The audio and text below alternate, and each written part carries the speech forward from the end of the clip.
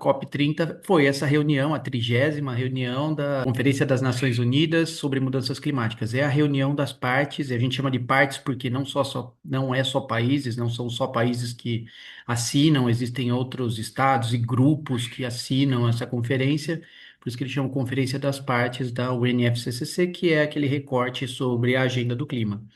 Ela teve aí uma característica especial para a gente por ter sido realizada no Brasil. E as suas questões emblemáticas ali, né? Ser realizada na Floresta Amazônica, ou numa cidade que faz parte do contexto ali da Floresta Amazônica, ser um momento histórico, 10 anos após o Acordo de Paris, o Acordo de Paris é o que substituiu lá o Tratado de Quioto, que criou o mercado de carbono, então é o principal acordo que ainda fala sobre descarbonização.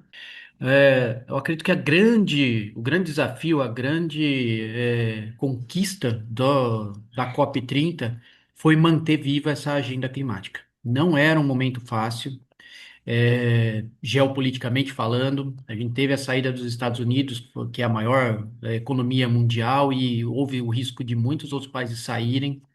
A gente começou com muito problema de hospedagem, então também não tinha certeza se teríamos países suficientes para poder fazer quórum ali para essa reunião.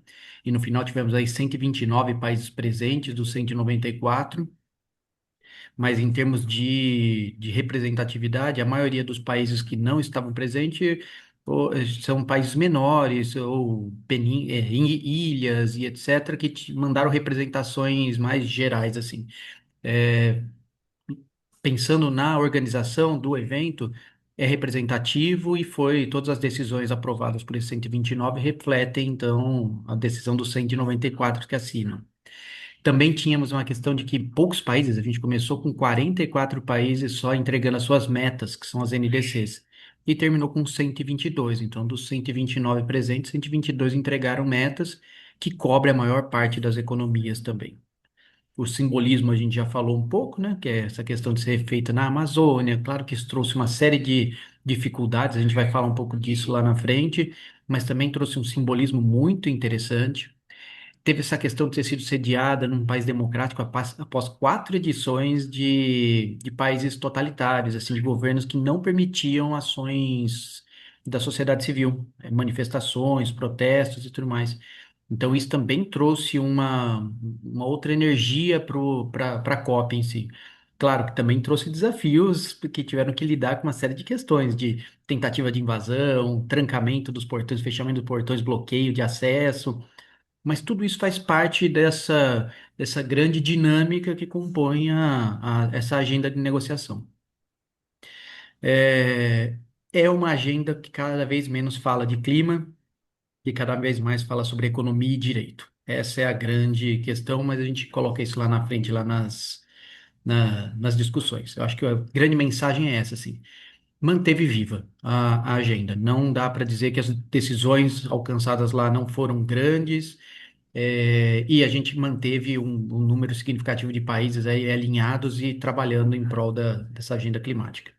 Eu falei um pouco do contexto geopolítico desafiador, aqui eu só listo eles de novo. Essa questão dos Estados Unidos ter se retirado do Acordo de Paris, criando esse vácuo de liderança e uma incerteza muito grande, porque é uma economia muito grande. A China, que vinha muito forte buscando esse protagonismo, cobrir esse vácuo de liderança, vamos dizer assim, durante o evento se diminuiu, assim, a gente não viu eles presentes como força de liderança. Eles ficaram muito focados em assuntos particulares deles. Aqui, Estados Unidos, então, se retirando do acordo, a China, que tudo indicava que ia ocupar essa posição de liderança, não fez. União Europeia mantém firme nessa questão das metas de descarbonização, mas está cada vez menos se comprometendo com financiamentos, até porque ela virou a grande potência econômica ali que acaba financiando. E a situação geopolítica não está boa para ninguém se comprometer, quase um suicídio político se comprometer com financiamentos dessa forma. E mesmo a questão da cobertura da mídia. A mídia internacional destacou muito o que não foi alcançado, a questão do combustível fóssil e etc., e menos as conquistas. Isso passa um cenário relativamente ruim assim também. Então, esse foi o levantamento, alguns alguns recortes que eu pude fazer, conversando com o pessoal, lendo as notícias que foram sendo veiculadas durante esse período como um todo. A diplomacia brasileira já é bem famosa por isso, assim, e eu acho que lá foi quase que uma aula de diplomacia, assim. Aí eu quis destacar isso porque é muito interessante. Eu tenho acompanhado essa agenda pela Brava já há 4 anos também, 5 anos. Bom, depois da pandemia para cá, 4 anos. E eu tenho visto como o Itamaraty, o corpo diplomático brasileiro, funciona quase que independente de quem é o presidente, de qual é a política interna ou a briga política interna do Brasil, o que é muito interessante, assim. Então, essa foto de cima eu quis colocar porque mostra isso. Essas são as pessoas por trás de cada uma dessas discussões e etc. E na foto de baixo, um pouquinho também trazendo a Ana Toni e o embaixador Corrêa do Lago, que foram as cabeças aí por trás de toda essa organização, que são as pessoas que realmente fizeram acontecer ali, né? E por que que eu falo que eu quis destacar isso? Só para vocês terem uma ideia, assim, a aprovação da agenda foi muito rápida no início, e isso foi uma jogada do corpo diplomático brasileiro que basicamente tirou da pauta 4 assuntos polêmicos que estavam travando para dar vazão naquilo tudo que já era consenso e colocou essas ações correndo em paralelo. Isso foi uma jogada que, olha, juro para você, acho que acelerou uns 2 dias de trabalho, assim, porque tudo aquilo que já estava pacificado conseguiu fluir muito mais rapidamente. E aquilo que estava travado, ou que não tinha muito consenso, foi correndo pela margem, o que acabou sendo incluído nessa questão do mutirão. Por sinal, essa é a palavra da vez lá. Tudo era mutirão, assim, para juntar todo mundo para discutir. E então essa solução, essa decisão mutirão, ela abarcou todos esses assuntos mais polêmicos, travados, e foi encontrando ali o mínimo de balanço comum para todo mundo ali, o mínimo múltiplo comum para tudo isso dali, para a gente poder caminhar. E deu certo. E foi uma solução que eu tenho certeza que vai continuar ocorrendo em outras COPs ali. Uma outra jogada do Brasil, da presidência do Brasil na COP, que foi muito bem aceita pelo mundo todo, foi a ideia dos mapas do caminho. Desde a COP 28, que se discute a questão de eliminação dos combustíveis fósseis, afastamento dos combustíveis fósseis, e sempre é um ponto de entrave da agenda, não tem como evoluir dessa forma assim. E esse ano, então, veio com a ideia. Ele falou: não, a gente não vai colocar nada contra, mas a gente vai discutir qual que é o mapa do caminho para se afastar dos combustíveis fósseis, qual é o mapa do caminho para conseguir reduzir o desmatamento. Essa foi a grande mudança que foi feita nos termos e que soou muito bem. E aí a gente buscava conseguir alcançar um consenso muito mais fácil, dizendo que vamos construir um caminho para isso do que falar somos contra isso. Isso foi uma sacada. E a outra grande sacada que também deve vir para ficar é que as COPs eram muito estanques, né? Começava e terminava 2 semanas depois. A presidência do Brasil se comprometeu a manter viva essa agenda, tanto é que a fala sempre foi essa, desde antes até de começar. A presidência do Brasil na COP termina quando começa a COP 31. A gente tem o compromisso do André Corrêa do Lago de que todos esses assuntos vão continuar em pauta até novembro de 2026. Então, aqueles assuntos que não conseguiram ser fechados, esses mapas do caminho mesmo, foram colocados como um trabalho paralelo da presidência que vai entregar isso na próxima COP para servir de base para as discussões. Então, isso foram as grandes inovações que o Brasil trouxe para a COP, e eu quis fazer questão de destacar uma porque é muito gratificante ver isso, e outra porque a COP ela estava recebendo muita crítica sobre se é o melhor modelo ou não para a gente continuar essas discussões. E eu acho que esses pequenos ajustes ajudaram a fazer a agenda caminhar mais e deve continuar. Mas vamos olhar para o que é o coração da COP mesmo, né? Que é a negociação climática ali. Quais foram as principais entregas? E é por isso que eu falo que não dá para dizer que foi ruim essa COP, não. Ela entregou muita coisa, como por exemplo, triplicou os recursos para adaptação. A gente já tinha um compromisso de 300 milhões de dólares, foi para 900 milhões de dólares e até 2035 para investimento em adaptação dos países. transição justa. Foi criado um hub de soluções sustentáveis e financiamento verde para transição equitativa. O que que isso quer dizer na prática? Quer dizer que ninguém vai ficar para trás, assim. Países, indústrias, cadeias de produção do carvão, do petróleo e etc., tem também espaço nessa questão de adaptação para que ninguém seja abandonado. Simplesmente a gente fale, olha, a partir de hoje vamos fechar tudo. A decisão da transição justa vem para isso, para qual que vai ser esse caminho, por isso que a ideia do mapa do caminho é importante. Qual que vai ser o caminho que a gente vai fazer para não deixar ninguém penalizado nesse processo de mudança e tudo mais. Indicadores de adaptação, esse foi um trabalho hercúleo. Basicamente, o que eles precisavam era definir quais são os indicadores que dizem que um país está ou não adaptado às mudanças climáticas. Só que isso é um processo muito local. Dentro de uma própria cidade, uma mesma cidade, vão ter indicadores diferentes, em diferentes regiões, diferentes faixas socioeconômicas e etc. Agora, imaginem a gente conseguir produzir um documento que cria indicadores universais para isso. Essa lista já teve 400 indicadores e fechou com 59 indicadores. E a grande sacada é que isso vai funcionar como a taxonomia sustentável brasileira, assim. Ela vai guiar aonde investir, como medir, como avaliar. Então, dificilmente alguém vai entrar com uma ideia esdrúxula ali no meio, falando, eu preciso de recursos para me adaptar, sei lá por quê. Se não tiver previsto nesses indicadores, você perde força. Ou você consegue ajustar as suas soluções para um desses indicadores ali.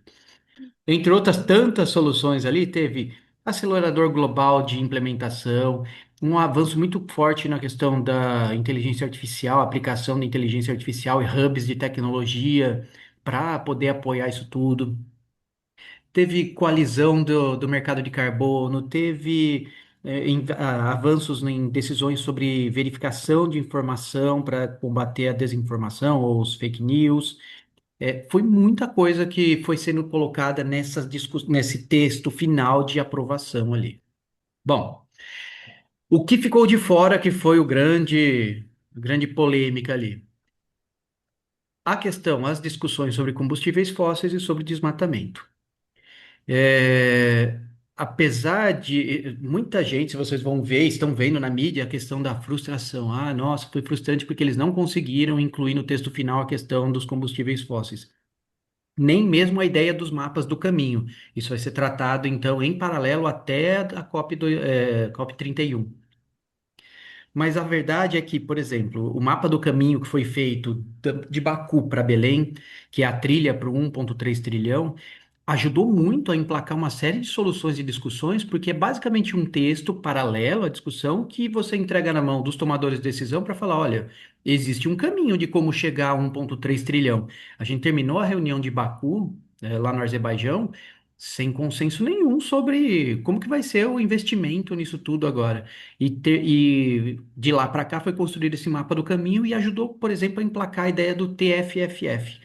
TFFF é o Fundo para Floresta Sempre em Pé, ou Preservação de Florestas Tropicais. É uma ideia brasileira, mas não é um fundo brasileiro, e que basicamente ele está captando recursos para devolver uma taxa de juros aí de 4% para quem investir nesse fundo, só que o fundo ele rende, na verdade, 7% ao ano. Então, você aceita receber 4 e os 3% de diferença é aplicado na preservação de florestas. É muito mais palatável do que pedir dinheiro doado, entendeu? E para as grandes economias que têm taxas de juro muito baixas, os 4% são ainda atrativos. Tanto é que a própria Alemanha botou lá 1 bilhão de euros nesse fundo. Eles fecharam a COP depois de 2 semanas com 6 bilhões em captação para trabalhar essa ideia de usar o juro gerado, a receita gerada aí dessa aplicação, desse fundo, para a preservação de floresta. Então, eu até grifei ali, para mim, a frustração sobre o que ficou de fora é quase que ingênua. São temas que a gente ainda não tem um denominador comum, basicamente é isso. Olhando para o detalhe dessa discussão, nós tínhamos 80 países favoráveis a incluir a discussão sobre combustíveis fósseis no texto final e 80 países contrários. Era basicamente isso assim o que estava sendo discutido ali. Era meio a meio. Então, se não tem um denominador comum, é uma loucura querer chegar no consenso se o mínimo que a gente concorda ali é muito pouco.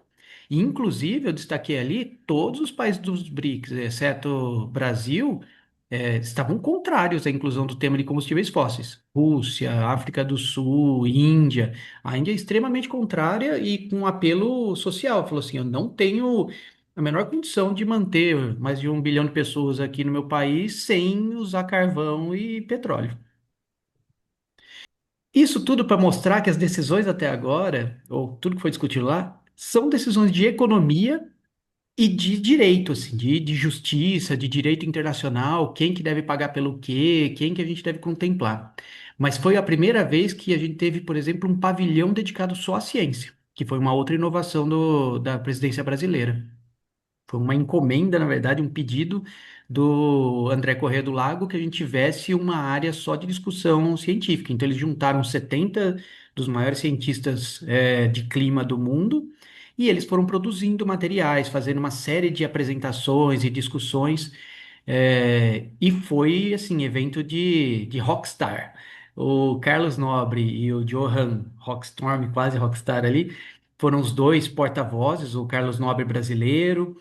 O Johan, ele ficou famoso mundialmente aí porque ele que criou a teoria dos limites planetários, dizendo, olha, para a vivência humana, para a sobrevivência dos seres humanos no planeta, a gente tem esses limites que não podem ser ultrapassados. E aí essa publicação que eles fizeram mostra o aquecimento recorde, mostrando que esse aquecimento está além da influência do El Niño, tem uma aceleração nessa questão. A crise nos oceanos, os oceanos estão ficando mais quentes, e isso é o que tem acelerado as ondas de calor e a redução de absorção de CO2. Os sumidouros de carbono ameaçado são os locais no planeta que absorvem CO2, basicamente florestas e oceanos. E existe uma correlação muito grande entre biodiversidade e o clima. Águas subterrâneas, pela primeira vez foi mostrado uma redução real de volume de água, de subsolo no planeta, que a gente pode então estar caminhando para uma escassez hídrica global. Expansão das doenças, especialmente as doenças transmitidas por mosquito. A gente teve o maior surto global de dengue em 2024 e 24 e eles mostraram os resultados disso. E o estresse térmico, que já deve estar chegando aí a 800 mil pessoas, que no futuro próximo vai ter ali quase redução de 50% da carga horária, da possibilidade de trabalhar em ambiente externo. Esses são alguns desses pontos. Aí, de novo, a foto deles no lançamento aí do estudo. E a grande mensagem da ciência foi essa questão do overshot, que é esse momento que a gente vai ultrapassar o limite de 1,5 graus que a gente começou agora. Então, o ano passado a gente bateu ali alguns dias acima de 1,5 e a tendência é que cada vez mais a gente fique mais tempo acima de 1,5 graus de temperatura média do planeta, acima do que foi o período pré-industrial. Claro que essa distribuição de 1,5 não constante, não é contínua, não é igual para todo o planeta. As cidades têm esquentado 4, às vezes 5 graus a mais aí do que o normal, enquanto outros ambientes esquentam menos e alguns até estão tendo um certo resfriamento. E aí eles fizeram o balanço de todas essas NDCs e mostrou que, assim, se todos os compromissos forem realmente cumpridos, a gente ainda assim vai chegar a 2,4 graus até o final do século. Então, a gente precisa ainda continuar com ações de descarbonização na visão da ciência. Então, se a ciência tivesse realmente pautando tudo isso, a negociação seria nesse sentido e não do que vem sendo feito ali. Bom, isso tudo então era a discussão da negociação e é o que foi o fechamento do evento, assim, essas foram as grandes conclusões. Agora, o que que a gente viu lá, o que que se viu além da negociação, né? As críticas recebidas, é, começou com a ideia de hotéis caros e terminou com ocupação abaixo do que era esperado para Belém. A Blue Zone, que é a área de negociação incompleta. No primeiro dia, quando eu cheguei lá na segunda-feira, ainda tinham grandes áreas dessas que a gente está vendo nos corredores, ainda passando carpete, montando stand, esses painéis dos lados não estavam montados. Então, houve sim bastante atraso para concluir a área de negociação, o que foi interessante. Não sei se interessante é a melhor palavra, mas por quê? existia muito medo se a cidade ia comportar o evento. E eu vou te dizer que a cidade comportou muito bem e recebeu muito bem todo mundo. A gente não teve problema com a infraestrutura de Belém. Os problemas que ocorreram foram na área de negociação. O que é incrível, porque é uma área que é da ONU, tem um padrão de ser feito, tem um roteiro a ser seguido, não tem novidade, você não precisa inventar nada ali, é só seguir o que está na coisa. E não conseguiu entregar. Então, tivemos aí calor, vários pontos que o sistema de climatização não funcionou, chuva lá dentro, em alguns pontos, então a água entrava e a chuva lá era realmente intensa e constante ali. Como eles dizem lá no Pará, se não chove todo dia, chove o dia inteiro. Só tem essas duas opções. Falta de água nos banheiros, quando começou no final de semana anterior, quando teve a cúpula dos líderes e a abertura para a imprensa, não tinha água nos banheiros. E terminou com a questão do incêndio, muito provavelmente, ainda não está realmente o caso destacado aí, muito provavelmente por conta de sobrecarga no sistema de elétrico, porque como o calor extremo dentro dessas grandes bolhas de plástico aí, a gente foi vendo cada vez dia aumentando mais a necessidade de refrigeração, climatização, o pessoal trazendo mais equipamentos portáteis para dentro do pavilhão, e aí a gente foi, com certeza isso daí causou um excesso ali. E eu até brinco com essa foto aí, porque não era raro a gente ver o pessoal andando com cilindrinhos de R22, passando de um lado para o outro ali, por conta de alguns splitões e etc. que estavam instalados ali. Bom, mas vamos lá. Evolução do evento. O início foi bem assustador, assim, porque estava parecendo um evento de brasileiros para brasileiros. Eu, nos primeiros 2 dias, achei que a COP ia ser isso. Estamos falando só entre nós mesmos. Só que ao final a gente foi sentindo cada vez mais a adesão, a participação, e a última semana, que acho que acaba um pouco essa, esse boom inicial, foram feitos todos os lançamentos, todas as questões, todo mundo que estava querendo levar e falar alguma coisa falou e partiu só para negociação, aí virou um evento internacional mesmo. E não era para menos, a gente teve aí 54 mil pessoas inscritas, a delegação brasileira não era superior a 3, 4 mil pessoas, então tinha muita gente de fora, assim. Melhor exemplo disso, ó, que eu coloco aqui. Começou de brasileiro para brasileiro e terminou como se consolidando como um país líder para interessados em clima. E eu pude ouvir isso de entidades internacionais. Por exemplo, a ideia do TFFF, desse fundo para manter as florestas em pé, foi muito bem recebido, porque mostra uma maturidade, mostrou governança, mostrou tudo o que eles precisavam para terem tranquilidades em pôr dinheiro em soluções relacionadas ao clima. A única coisa é a narrativa midiática mesmo, que ainda assim continuou destacando o que não foi alcançado e o risco de quem está aderindo a essa agenda. Por exemplo, a imprensa da Alemanha bateu muito no governo alemão, dizendo que, ó, enquanto o resto do mundo não aceita se livrar do petróleo, a Alemanha fica forçando a entrada de combustíveis mais sustentáveis, o que pode levar à redução de competitividade do país. Então, é pesado, assim, essa briga contra aqui, né? O que nos cabe agora aqui, que eu acho que vale a pena a gente chamar bastante atenção, é a agenda de ação. Isso também foi uma inovação desse ano. A gente pôde, perceber que a grande sacada, mas isso até antes da COP começar, tá?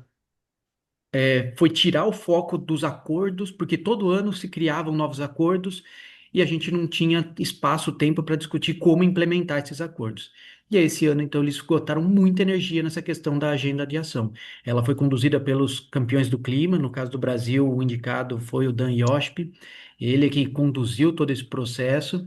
E foi o que mais agregou gente, discussão, foi o espaço mais ativo, fora as áreas de negociações, que são o coração da COP ali.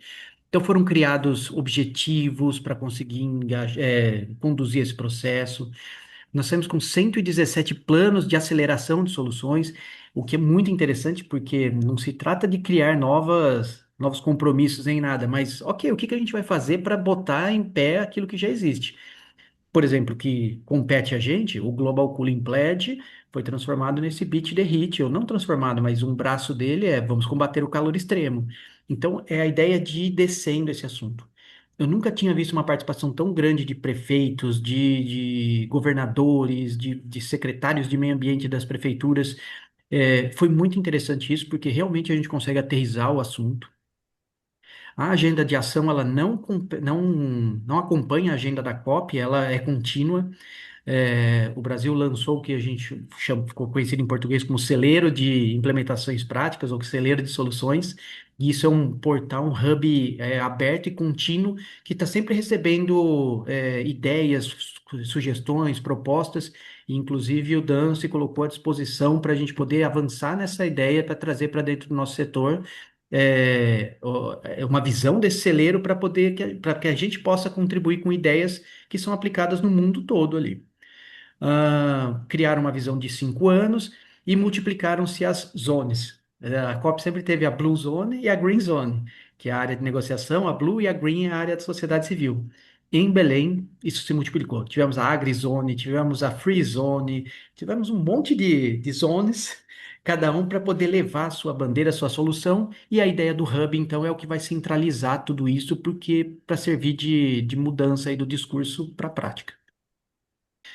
Focando específico em Avaquer, então, a gente teve 4 grandes momentos em que a agenda ficou muito direcionada para a gente, que foi o Global Cooling Watch Report, que foi a primeira, no segundo dia de evento, foi o lançamento desse relatório, e depois no dia seguinte, o Beat the Heat, o mutirão contra o calor extremo, que basicamente mostrava assim a climatização, o resfriamento, vai colocando cooling como tudo, climatização e refrigeração. O resfriamento vai aumentar 3 vezes daqui até 2050, a demanda por resfriamento. E se a gente não fizer nada, o impacto ambiental disso vai ser muito grande. E aí, esse Global Cooling Watch traz um mapa do caminho para redução em 67% dos impactos relacionados a esse aumento da demanda por refrigeração. Qual é o grande problema? É um relatório que está muito focado em passive cooling, em refrigeração natural, em como a gente ficou brincando lá no abram as janelas. No dia seguinte veio a ideia da Carta de Belém, que é essa relação entre saúde e clima que ganhou muita força. Só um parênteses que eu grifei ali.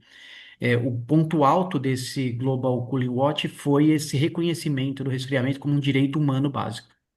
Isso foi falado pela subsecretária da ONU, pela presidente que dirige o PNUMA no mundo todo, foi falado pela Anatole, pela ministra Marina Silva. Todo mundo repetiu essas palavras. O resfriamento deve ser encarado como um direito humano básico, ao lado da água, da energia e do saneamento básico. Isso eu acho que é um ponto fortíssimo que a gente tem que explorar daqui para frente, assim. Mas voltando, todos esses relatórios acabaram focando muito nessa questão do resfriamento passivo. Até quando veio a Carta de Belém, falando sobre a questão das condições da qualidade do ar, do excesso de particulados, fumaça, do calor extremo, e aí a indicação era fechem as janelas. Então a gente até brincou um pouco com isso lá, conversando com as pessoas que estavam lá, falando: olha, ontem a gente falava em abrir as janelas, hoje a gente fala em fechar as janelas. Mas isso mostra essa necessidade. Com 117 planos de aceleração e tudo mais, com certeza a gente vai precisar de um tempo a mais para estudar cada um deles e entender aonde que nós participamos para fazer a ligação dos pontos. Senão vai estar o pessoal da saúde falando fechem tudo, que é importante para a gente garantir a filtragem, a qualidade do ar que vem para dentro. E o pessoal preocupado com o impacto da aceleração do consumo de eletricidade e etc., puxando para o outro lado, falando, não, a gente tem que ser menos dependente de ar-condicionado. É, o ponto pacífico nessa discussão foi a questão da eficiência energética. Então, ela foi abordada, por exemplo, no pavilhão da BDI, nos próprios pavilhões da ONU. Eu participei de um painel, o pavilhão das ODS, onde a ideia era essa, eficiência energética como garantia de acesso igualitário para climatização. Então, quanto menos consumir um ar-condicionado, mais pessoas podem ter acesso a ele e melhor é a proteção, a adaptação contra mudanças do clima. E terminou, então, com a reunião ministerial aí do Global Cooling Pledge, o compromisso de resfriamento global, onde eles fizeram uma reunião de ministros de meio ambiente. E foi muito interessante também. não se discutiu nenhum acordo além daquele que já existia, mas cada um pôde ir trazendo um pouco do que já está sendo feito, quais têm sido as suas dificuldades, as suas necessidades, e foi criado então uma ferramenta para centralizar também ideias e etc. Pelo Brasil, quem vai conduzir isso daí é o Adalberto Maluf, o secretário Adalberto Maluf, da Secretaria de Qualidade Ambiental do Ministério do Meio Ambiente. E aqui então resumo isso, ó. Plano de ação contra poluentes climáticos de vida curta, plano de ação nacional de resfriamento, todos eles debaixo aí do guarda-chuva do secretário Alberto Maluf, que ele passa a ser então um ponto focal para essa discussão. E na esfera internacional, o Global Cooling Watch, o Global Cooling Plan, o Beat the Heat, os superpoluentes, tudo isso está debaixo do PNUMA, ou NEP, né, em inglês, e ali está a Inger Anderson, que é a diretora executiva do PNUMA. A gente pôde ter algumas conversas e estreitar alguns contatos para poder fazer essa aproximação com o PNUMA. A gente tem um trabalho muito mais próximo aqui no Brasil com PNUD, com GIZ, com UNIDO, e agora então essa mais uma agência da ONU que a gente precisa trazer para debaixo aqui do guarda-chuva da Abrava. E o braço executivo de todas essas ações é a CCAC, a Climate and Clean Air Coalition. Eu também estive com a Marina Otto, que é a chefe do secretariado, trocamos muita informação, ela dedicou mais tempo para conversar com a gente, e essa é uma pessoa que com certeza a gente vai ter mais interação aqui nos próximos anos, porque já estamos saindo com agenda pensada com eles ali. E aí, finalmente, para a gente poder abrir para conversar, o pós-COP. Eu acho que as considerações ali que eu tenho são essas. A COP, ela é um encontro de economia e de direito. A gente tem muito menos espaço para falar sobre ciência ou sobre tecnologia. Isso tem acontecido na agenda de ação. E a grande mensagem é de que a COP 30 só acaba em novembro de 2026.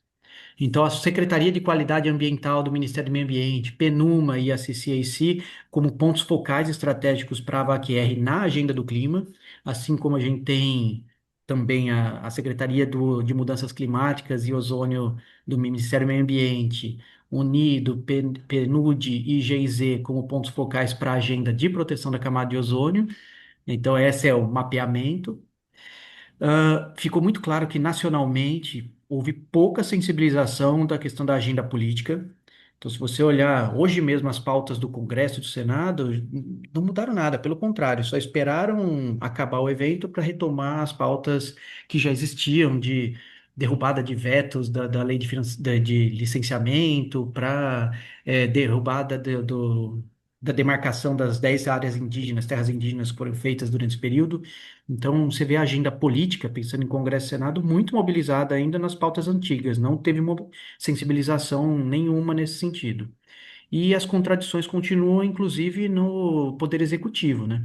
A agenda do Poder Executivo continua sendo sempre econômica e social, é a discussão do explorar ou não explorar petróleo. Ontem, antes de ontem, nós tivemos aí a aprovação de mais uma legislação sobre a parte de geração de energia e se manteve o subsídio para gerar energia com carvão, que é uma pauta, bem sincero aqui com vocês, muito ultrapassada. É, e seria muito mais barato para o Brasil trabalhar essa questão da transição justa, ver como que a gente pode ajudar aquela única região de Santa Catarina que produz carvão, para a gente não ficar dependendo de gerar energia a partir de carvão. Mas ok, a contradição continua e faz parte dessa transição, assim. E a COP31 será na Turquia. Teve uma disputa muito grande entre Turquia e Austrália. Então eles chegaram num acordo. Vai ser realizado na cidade turca, mas a presidência vai ser australiana. Ninguém sabe muito bem como é que vai dar certo isso daí, mas já aconteceu uma vez. Teve uma das COPs que era no Chile. E aí eles tiveram, na véspera de realizar a COP, um grande levante popular lá de greve geral e etc. Eles tiveram que migrar isso tudo para Espanha. E foi a COP em Madrid. E a presidência continuou sendo chilena. Qual é a mensagem por trás disso daqui? Porque que estava tudo muito mais certo, muito mais pro lado da Austrália, mas a Turquia insistiu, insistiu, insistiu e até que levou. há um entendimento de papo de corredor de que a Turquia tem um alinhamento muito grande com a Rússia e que existia uma pressão muito grande para que essa pauta não saísse da mão desses países que ainda são contrários a essa questão dos combustíveis fósseis, como foram as anteriores. É que eles não tiveram força para derrubar o Brasil ou acreditavam que o Brasil não ia trazer essa pauta para cá, por ser do BRICS, eu não sei. Mas se vocês imaginarem, ó, a gente teve a COP no Egito, que não se tocou nesse assunto, COP em Dubai, COP no Azerbaijão, e agora a Etiópia conseguiu cravar ali, a Etiópia não, desculpa, a Turquia. E se antecipando, que também não é comum já lançar, mais ou menos comum, assim, o Brasil lançou 2 anos antes, a Etiópia se propôs e recebeu aceite para receber a COP 32. O que se sabe é que essas próximas COPs devem seguir nessa linha de não ter novos compromissos, mas sim cobrar por resultado das ações. Isso é o que a gente tinha, é o que todo mundo fala nos corredores ali da COP. E é isso. Esse daí é uma foto do stand lá dessa Clean Air Coalition, que fala dos superpoluentes, falando que precisamos puxar o freio aí das mudanças climáticas. Eu achei que seria bem emblemático para a gente ilustrar esse último slide.